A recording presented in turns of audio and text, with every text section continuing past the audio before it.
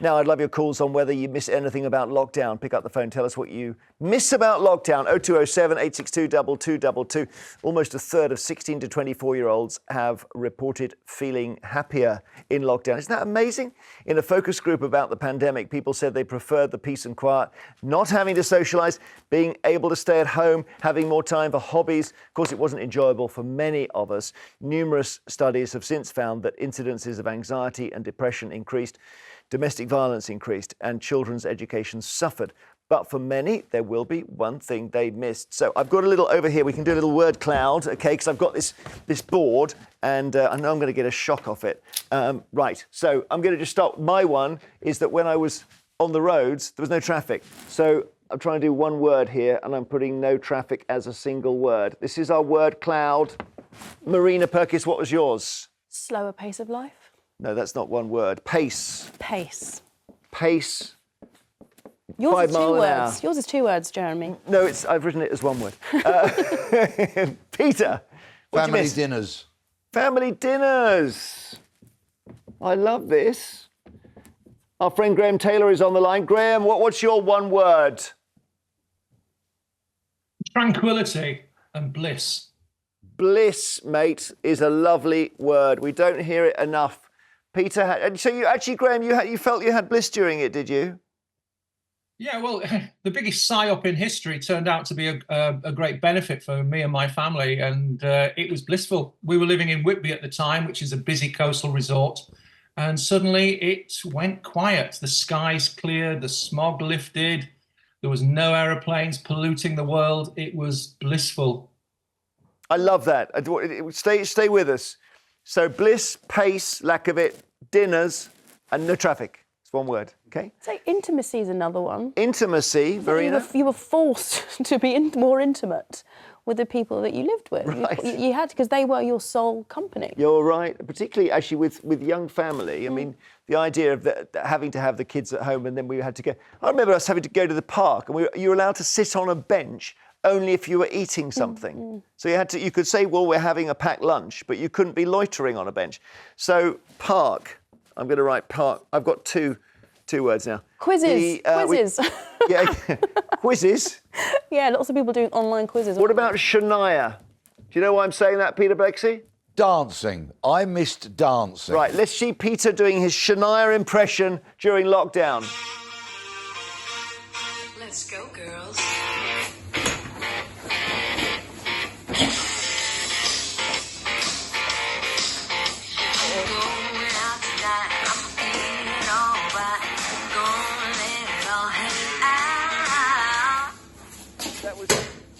And you were an undercover detective, weren't you? So I was. That was a brilliant for many disguise, years. actually. So, Shania, Peter, can we say we're fooling around? Dancing. We've all done that kind of thing. Derek in Suffolk, give us a word for our little word cloud here, Del. I just miss that there was no traffic on the roads, and I thought it would change people's attitudes towards driving, but no. And it was so quiet. It was lovely. It was so peaceful. You'd walk your dog. You saw loads of animals outside in the wild. You know, it was great. I loved it. There's a road in London, and you'll know this because it's the most expensive road on the Monopoly board, called Park Lane, and it's like a motorway. And there was one day, there was nothing, not a single vehicle on it, and I cycled down it the wrong way. So that was I thought, this is amazing. You're right, it was crazy, Derek. It was so quiet. And do you remember, Derek, I'm going to put goats here. We had goats arriving in certain villages as if they were now taking over because there was just nothing on the roads. Fantastic. Amazing. Fantastic, Derek. Paula on Twitter says, I think a lot of people enjoyed being paid to sit at home and not work. Furlough. Yeah, well, we'll put furlough. That was a very expensive thing for the country, I suppose. I mean, it doubled the national debt, but there we go. Lindsay on Facebook says, I miss it. I didn't have to deal with social situations and just my son and I had plenty of quality time. They should let people choose to do the same every year, especially over winter. Didn't you, Graham Taylor, didn't you get lonely at some point? No, that was a strange thing. It was a coming together of the family, really, that we were very fortunate that we worked from home. And so we can actually stay in lockdown forever. And it wasn't lonely.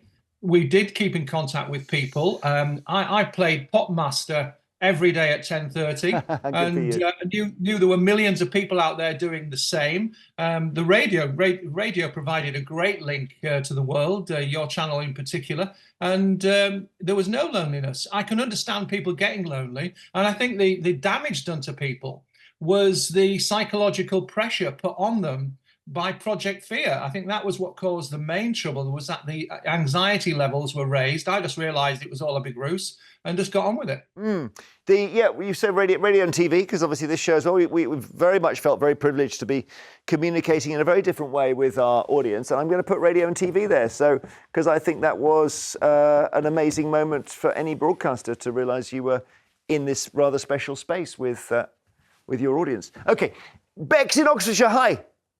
Hi, good morning. Morning. Now, you've got to add a word we haven't got already, Bex. So for me, it was just going out to genuine poorly people. To poorly people? You mean visiting people and stuff? Well, because we're frontline, we get called out to everything nowadays. But what's your job then, Bex? I'm a ECA with the ambulance service, so I work frontline with them, 999 calls. I'm with you. So you were seeing people who were seeing no one else. That's the key thing. Well, we were seeing people who were generally ill because the hospitals were so empty because people were too scared to go into them. Whereas at the moment, our A&E waiting rooms are full to the rafters because it's going back down the lines of can't see a GP and everything else, which is another debate. Was it exhausting for you? It was horrendous. Absolutely horrendous. So I don't miss that side of it. No. But we do miss, and like your other caller said, it was lovely. There was no traffic on the road, so you could sort of get from A to B a lot quicker and get home on time. Thank you very much, Bex. It's a good reminder that some people did not just have their normal lives, they had to double what they were normally used to. It was horrendous, yeah. So, Thanks, Bex. Thank you so much. 0207 862 2222. You're fully out of lockdown, Graham, are you now? Because I remember you basically were in it for almost 3 years. Well, yeah, I've got an underlying health condition, so I had to be careful. My doctor said it could finish me off if I got COVID. I've got to admit, Jeremy, we still have a winter lockdown. We don't socialise greatly through the winter months because I'm still trying to protect myself from flu and things like that. And so far, touch wood, I have managed to escape any major infection. And we've fallen into a pattern now that less is more. Less of the modern world means more quality family world, and that is very important to us, and we are really enjoying it, so much so that we're going to try and buy somewhere even more isolated and rural than the place we live in now. Wow, this is really interesting. You seem to have almost reshaped your life around what you learnt in the pandemic, Graham.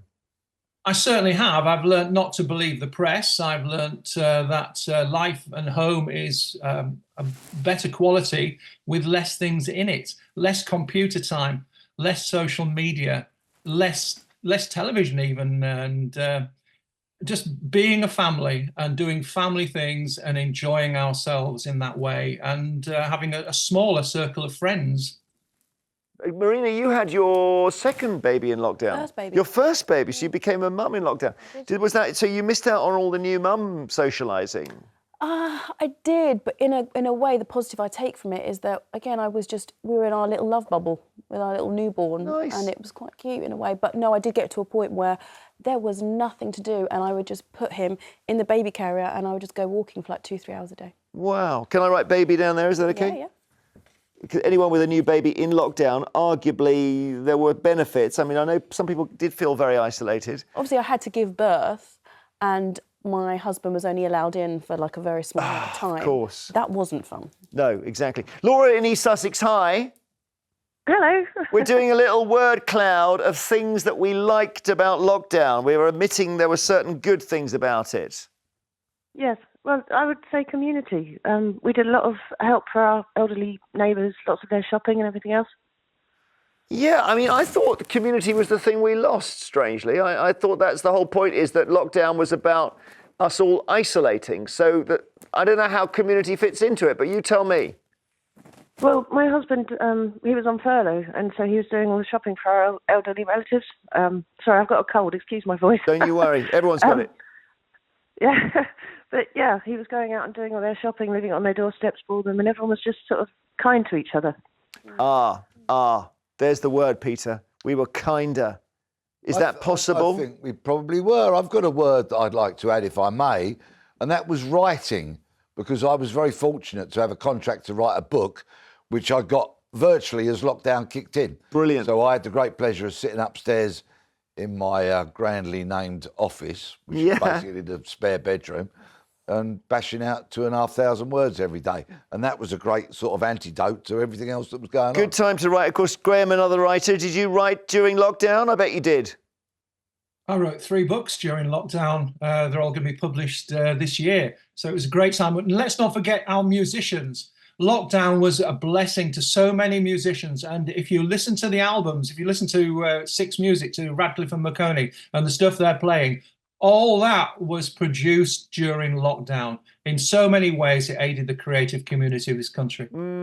Yeah, but you know, if I've got a brother who's a comedian. He couldn't perform. Musicians couldn't perform. It was brutal. Dave in Plymouth, hi. Hello. Go on, give us. You've got to choose something that's not been chosen. So that rules out Marina's baby and goats. Yeah, I've been watching the programme. A guy mentioned goats, but I got a nice garden, and it was bird life, and I've never seen as much since. Well, you know, we did a story in Wales, I think it was Wales, where there was so little activity in this village stroke town that the sheep basically said, right, we're moving in. And for you it was birds, was it, Dave? Yeah, everywhere. Do you not remember the Venetian canals? What's that? Venetian canals, the canals in Venice. They the water cleared, and this new sea life started to appear in the canals again. Oh, so there were some good things. And can you name any of the birds, Dave? I had goldfinch, yellowhammer, sparrows galore. Yep. Plagued by pigeons, but of course. You know, a whole host of them. I even had oh goodness, woodpeckers come down. The old woodpecker. I'm just drawing a bird. It seems to have come out like a plane. Actually, I think if I go like that, that's... Okay. Yeah. And there we are. It's got a sort of fin on it. The Welsh village was Llandudno, by the way. Thank you, Dave. Thanks, Graham. Lovely to see you, Graham. What about that? We've got, amazingly, a word cloud of all the things that we think we liked during lockdown. But if we did a board of all the things we didn't like, I think you need a bigger board. Well, we need a bigger board for that, yeah. After the break, it's the papers and everything else, including news about the rising cost of Valentine's Day.